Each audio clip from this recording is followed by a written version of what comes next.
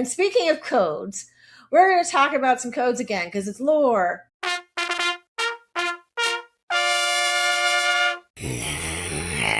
So we've started talking about what some people say the British Men of Letters is based on, which is the Hermetic Order of the Golden Dawn. And this week we're going to talk about a special person who interacted with the Golden Dawn. And through this special person, we'll learn about their neophyte rituals. We're going to learn about a woman whose name is amazing. Her name is Anne Dis-Debar. All right, so we're going to start back in London, 1900.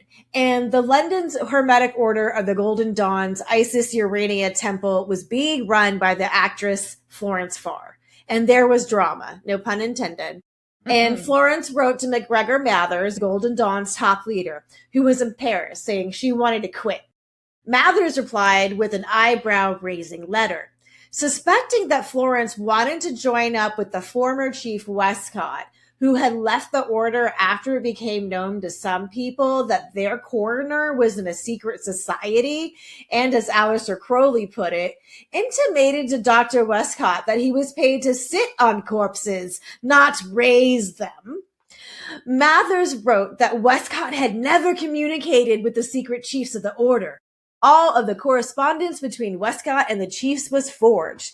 In fact, all knowledge of the Golden Dawn had come only through Mathers, and he was the only one actually in communication with the secret chiefs. In fact, Sapiens Domina Bitor Astris, the Fraulein Anna Springel herself, was at that moment in Paris with Mathers and helping him out with his current project, the ISIS movement. So we shift ourselves to Paris in 1900, where the alleged Fraulein Springel has arrived with her husband, Theo Horos, and a lady physician named Dr. Rose Adams.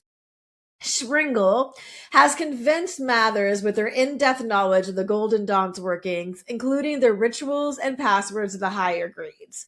They said they were from the American Thoth Hermes Temple, and Mathers took him to a meeting at the Thor Temple where a neophyte ceremony was held. They were elected honorary members of that temple. Also, Fraulein Springel told Mathers that she had absorbed the spirit of the late mystic Madame Helena Blavatsky, and that was why she was so fat. The woman was said to be quite large and tall, who looked about 60 but said she was 46. She was quite a statuesque woman, especially for the time and in Paris. So to further convince him, she told Mathers secret remarks he had shared with Blavatsky when they met. Mathers would go on to tell Butler Yeats that Mrs. Horos was the world's most powerful living medium. But shortly after this, the alleged Springel and her crew absconded to South Africa with stolen materials from the Golden Dawn, including the neophyte ritual they witnessed. Oops. Mathers would claim that evil spirits were controlling Springel. I believe her and her accomplices to be emissaries of a very powerful secret occult order who has been trying for years to break up other orders, and especially my work and the Golden Dawn. So, who was this thief and con woman, if not a member of a powerful secret occult order? Harry Houdini would write she was one of the most extraordinary fake mediums and mystery swindlers the world has ever met. This woman went by so many names, I frankly have a hard time determining what to call her. Some of them were Swami Viva Ananda, Marie Louise of the Commune, O'Delia Salomon, Editha Lola Montez, Angel Anna, and my favorite, Anne Dis-Debar. Editha was probably her given name, but for the sake of this piece, we're going to call her Anne. It is possible she was born Anne O'Delia Salomon, but again, we're not quite sure because she was a very conny woman. One of her self-proclaimed origin stories is that she was born in Italy in 1854, the illegitimate daughter of King Ludwig of Bavaria and the dancer Lola Montez. Allegedly, then, she was placed with the cruel foster family as a baby, and the young Anne frequently ran away from home. She claimed to have started her first cult, the Russian Unity, in America at the age of 12. The Russian Unity movement's newspaper, The Flaming Star, would call her a convicted spiritualist swindler and the slickest and most accomplished crook swindler ever known. So maybe they didn't quite claim her. The young Anne started swindling across the country, faking illness whenever caught in a predicament. She would suck blood from an abscessed tooth and use that to fake tuberculosis. Once, when called out by a doctor who threatened to use a hot poker to look in her mouth, she ran through a priest who had come to do last rites, and then she knocked over a bunch of nuns. But she has successfully escaped from the hotel and her hotel bill. Damn. As a young woman, she could be found in Baltimore, where she posed as Countess Landsfeld and Baroness Rosenthal from Bavaria. She used love traps to swindle men, often running a con that bankers in Bavaria had failed to transfer a large sum of money, and that she was therefore forced with great reluctance to accept temporary financial assistance from a wealthy admirer. And then when she had extracted as much money as she safely could from the suitor, she would promptly discard. She's like the original of that, what is her name? The Anna that in New York a couple of years ago that just got out of prison. It's a Netflix thing, but I know. And Finding Anna, I think was the name of it. Yeah. I think so. Yeah. Yeah, she could have been if Anna went this far. So she started smoking cigarettes laced with opium and ended up in Bellevue Hospital, where she stabbed an attendant, tried to stab her doctor, and wounded several others, including a medical student named Paul Noel Masson, before they were able to secure her.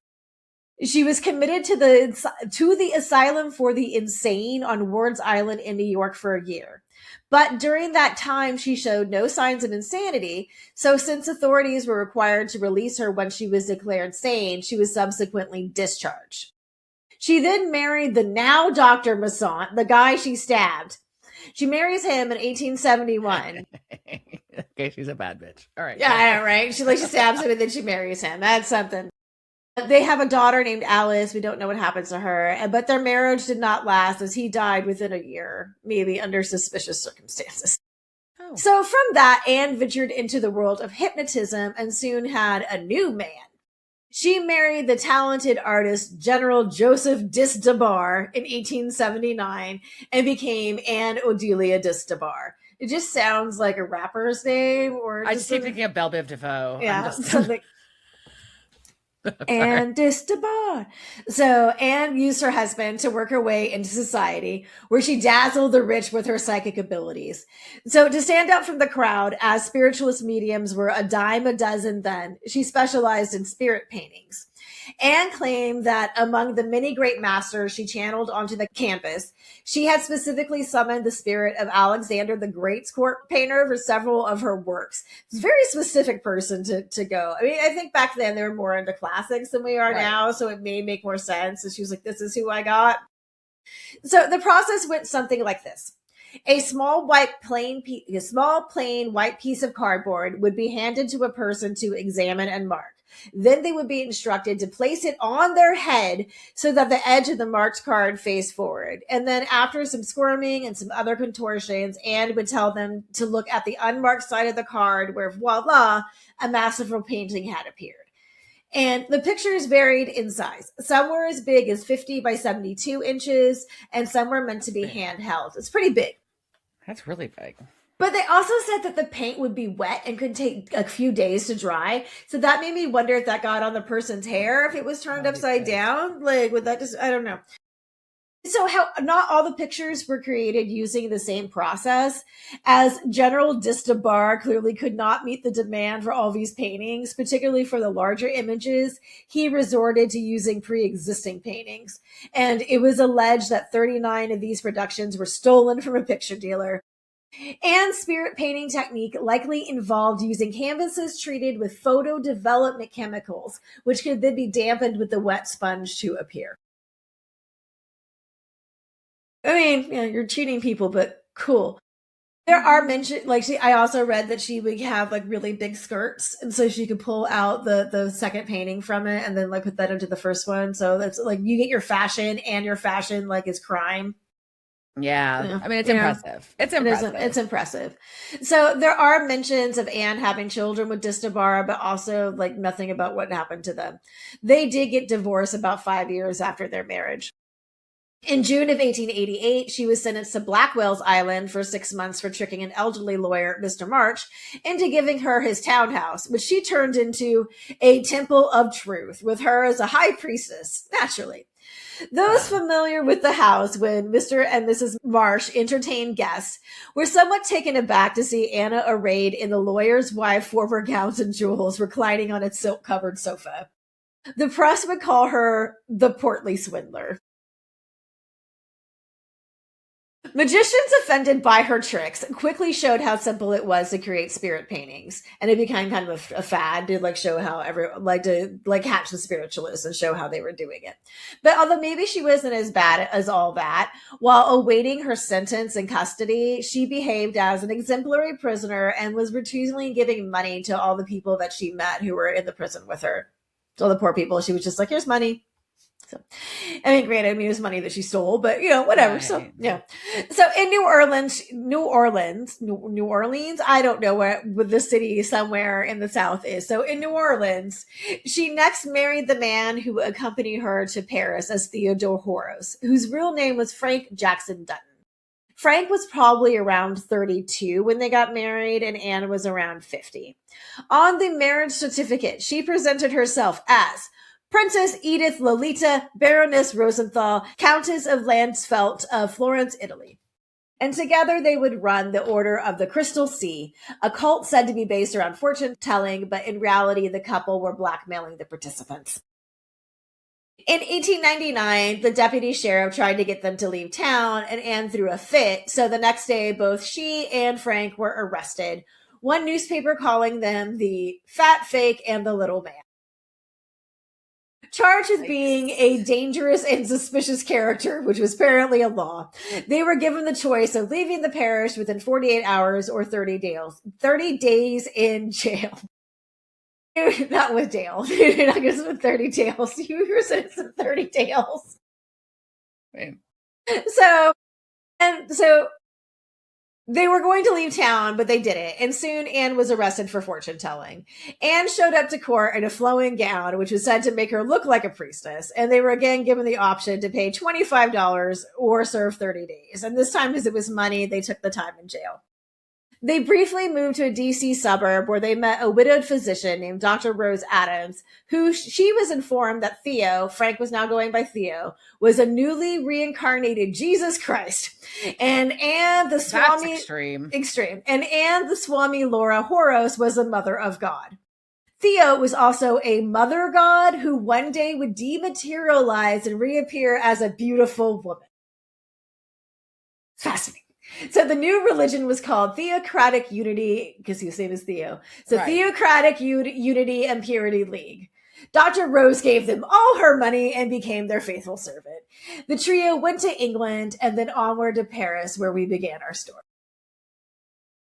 So after our trio was in Paris, they ran away to South Africa. So Anne, Frank Theo, and Dr. Rose went to Cape Town and set up a, quote, occult science establishment. In one of the newspapers, it said, the Swami Viva Ananda, who also, it seems, was sometimes called Madame Helena, assisted by a qualified lady doctor, Mary Adams, and a Mr. Theodore Horos, gave advice and treatment to those searching for the truth and seeking occult knowledge and spiritual healing. From 10 in the morning till 8 in the evening, the rooms were open for scientific palmistry, advice on all private matters, spirit writings, massage, and magnetic movements. Okay. It's a big really curious what the magnetic movements were. So obviously it did not take long for the Cape Town police to issue warrants for their arrest. And so they soon returned to London. There they created the Order of Theocratic Unity based on the stolen Golden Dawn materials, complete with initiations. To help attract members, they placed advertisements in papers, not for students of occult science. Instead, their ad read, foreign gentleman, 35, educated, attractive, of independent means, desires to meet a lady of means with a view to matrimony. Girls, don't answer that ad. If someone says they're rich and they want another rich person, nobody's rich. Don't answer that. Did we learn nothing from Rowena? Okay, so one unfortunate woman who responded was Eveline Mary Maud Croysdale, who went by Vera. Okay. I don't know where she got that nickname, but I'm cool. not sure. So Vera received a reply from Theo, who said he was traveling with his also rich mother, Swami Viva Ananda, and asked if Vera would like to stay with his mother for a few days. Vera said yes to this for some reason. Weird. Upon meeting, Anne greeted Vera with a kiss and introduced herself as Theo's mother, and then showed Vera a painting of herself reclining over a live tiger, which I'm sure wasn't awkward for anybody at all. Theo later arrived, and Vera thought everything was just fine. Theo later woos Vera into bed, where he said some things he told her were vows, informed her they were now Golden Dawn married, and then had sex with her. Some evenings, Anne would join them and lie beside them as they performed their marital rites. Vera then lent Theo her diamond earrings, a diamond pendant, and some other jewels, which he pawned. He also pawned a gold brooch of Vera's for 30 shillings and gave her 12 of those, which she used to take a cycle tour with some friends in the country. The Horos then intersected with another religious sect, the Army of the Lord, led by Mr. Wood of Brighton in 1901. Mr. Wood believed that Mrs. Horos was the Queen of Sheba, and the best diet was freshly mown grass supplemented with a mixture of chalk and water. Ew. His house, the Horos met Sister Miriam, aka Mrs. Adams. They would meet Mrs. Adams again and stay at her house in Birkenhead, where they traveled to lecture on vegetarian diets, although they were both drinking beer and eating beef, because beer was not vegetarian. The Horos would suggest to Mrs. Adams that her 16-year-old daughter, Daisy, and her 14-year-old brother should go with them back to London for educational purposes, including singing lessons at St. Paul's Cathedral. She agreed, and off they went with her children. Soon, Daisy believed that Theo was a son of God, and he soon assaulted her. After this, Daisy was initiated into Theocratic Unity via the neophyte ritual. The neophyte ritual used was taken directly from the Mathers Golden Dawn stolen material, a fact later confirmed in court. Then another woman whom the matrimonial advertisement had brought in, Laura Faulkner, brought Daisy to Anne's bedroom in which Theo was waiting. Laura testified that Daisy made loud cries of objection and told her that the Swami held her head during it. Anne was arrested later that day on a theft charge, which was dismissed for lack of evidence.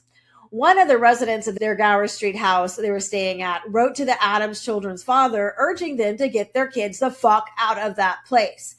Still, Mrs. Adams was swayed by a letter from Daisy, who said she was sorry she had wronged Theo and would vow on her knees before God to remain true to him and the Swami, even if she was tortured to death. On September 20th, 1901, the Horos were arrested and charged with conspiring to cheat, and defraud Vera Croysdale of both money and jewelry. Anne wore a large velvet hat and a kind of dust coat, beneath which she had a low-cut and loosely fitting garment resembling a surplice. She wore cream-colored gloves and carried a large scent bottle. So you're just carrying a large perfume bottle with you? Is that just a thing people did? I mean, I guess Victorian England smelled. So Theo was dressed almost entirely in fawn-colored clothes, including a frock coat and a fawn bowler hat. Theo looked like a putz. On October 3rd, Anne requested a trial by jury. On October 10th, further charges were brought for them for the alleged procurement for immoral purposes of 3 young women, Vera Croysdale, Olga Royson, and Daisy Adams. Theo Horos was also charged with the rape of Daisy. As the trial got spicy, it was decided to bar all women from the court. On November 8th, the court was filled to the brim. They were so filled, they were on the steps in the witness box. Anna would arrive in court wearing a light blue robe with bishop sleeves of baggy white lawn, and in addition, a black hooded cape with fringed black bands. And then she would announce that she was going to conduct her own defense. But she did have to be reminded that she could not defend Theo/Frank.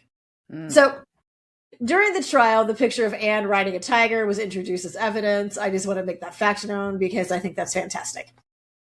So, the trial greatly embarrassed the Golden Dawn, prompting many members to leave the order, particularly after Vera recounted the neophyte oath and ritual.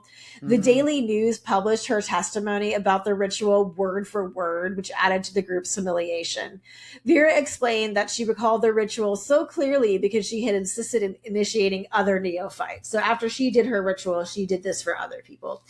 And the neophyte ritual was thus described. 2 adjoining rooms were required for the ritual. In one room, there was a throne on one end with an altar backed by 5 lamps at the other. One side held seats for the candidates, and the center was another seat flanked by pillar lamps. Theo sat on the throne, and watching through a set of double doors was another throne on which sat Anne. Both wore elaborate outfits, and on the altar was a red cross, a vessel for mixing wine and water, occult signs, and lamps. The candidates were blindfolded, a rope tied around their waists, and they were made to walk around the room 3 times.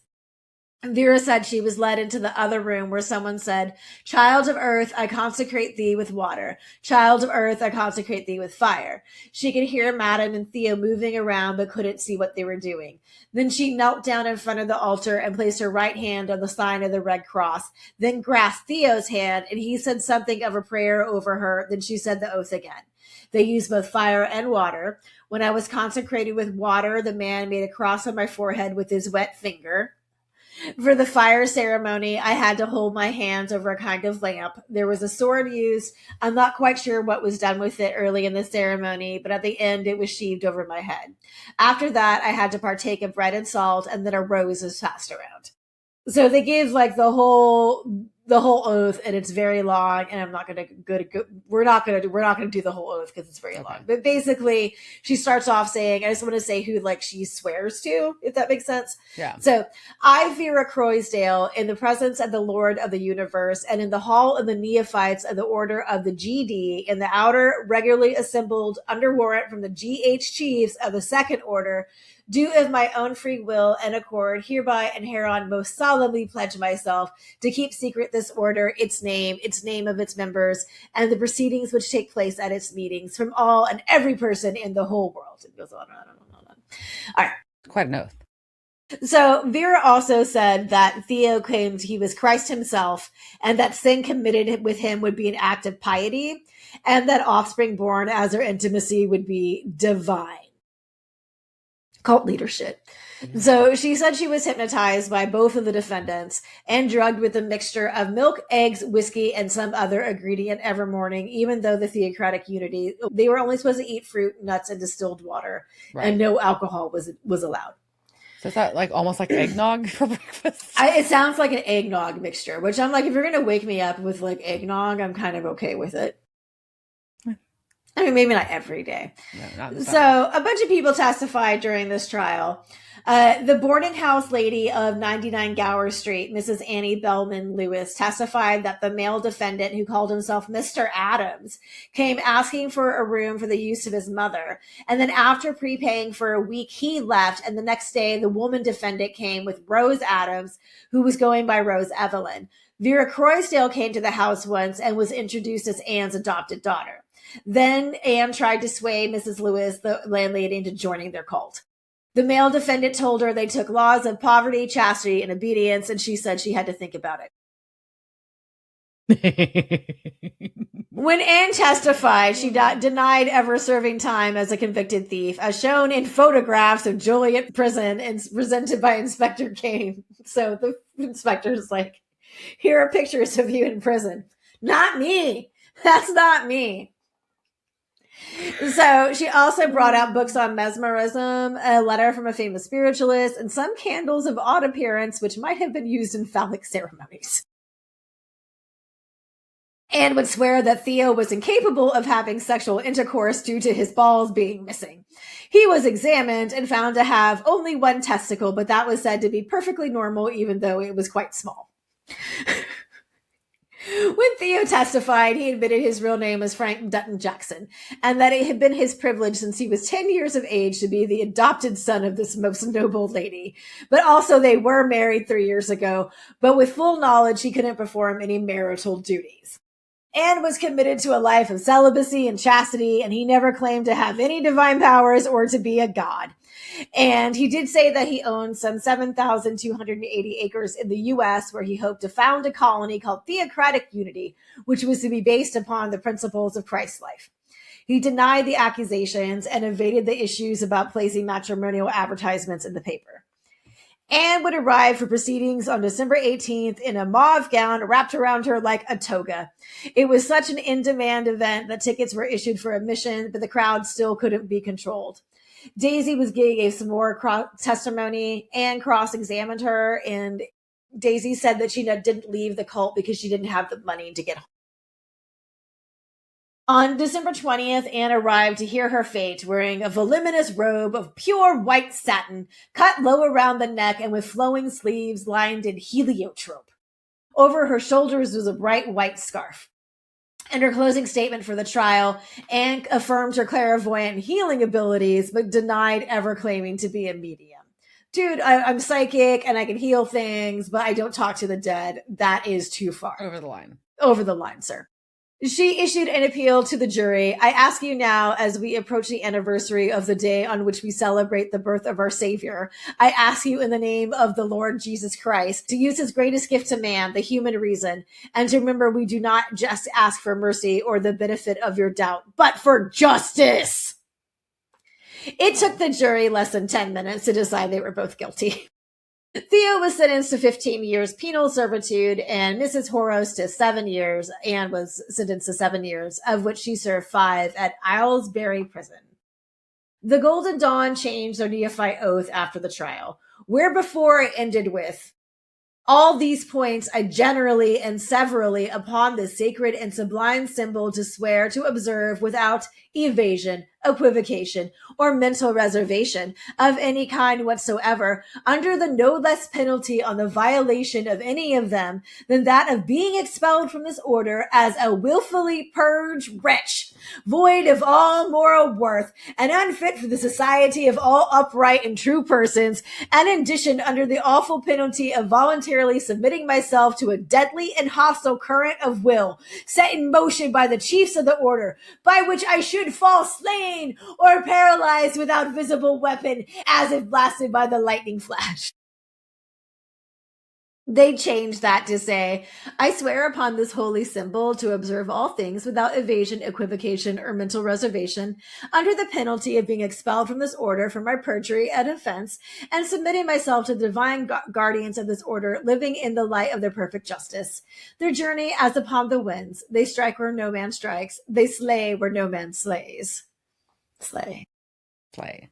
Yes, they had to tone it down a bit after people, because people, like, even though they're like, there is this order and the order is real, and the inspector testified, like, the order's real, they're like, they're true, like, they're good, everyone was still making fun of them because they were just right. Like, you dress up as what and you do what now? So they, everyone was just, so they're like, let's change some stuff. So Anne left Aylesbury Prison in August 1906 and promptly returned to America. She appeared in some vaudeville and burlesque shows, but that failed to impress. She married again, but ended back in Joliet Penitentiary for another 2 years. She vanished after 1909 after appearing in New Orleans as the Baroness Rosenthal one last time. By 1915, Jackson, who was now leading the Philadelphian Order of the Crystal Circle, was accused of bigamy for marrying and swindling a 70-year-old woman in Buffalo. And that is the story of the fake Golden Dawn and Anne d'Estabar. Wild. Thank you guys for joining more lore. We never know how to end this, besides saying wild. It was a good one. I enjoyed that. All right. Yay. See y'all next week.